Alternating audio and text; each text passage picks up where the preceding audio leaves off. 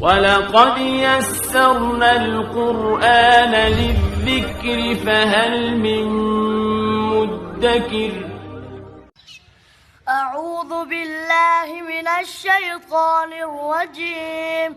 بسم الله الرحمن الرحيم. سبح اسم ربك الأعلى الذي خلق فسواه والذي قدر فهدى والذي أخرج المرعى فجعله غثاء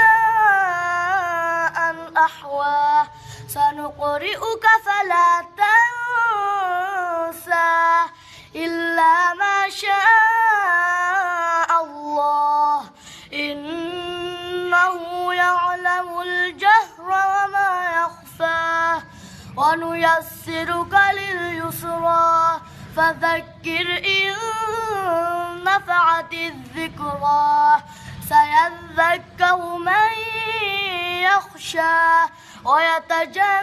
ويتجنبها الأشقى الذي يصلى النار الكبرى ثم لا يموت فيها ولا يحيا قد أفلح من تزكى وذكر اسم ربه فصلى بل تؤثرون الحياة الدنيا والآخرة خير وأبقى إن هذا لفي الصحف الأولى صحف إبراهيم وموسى.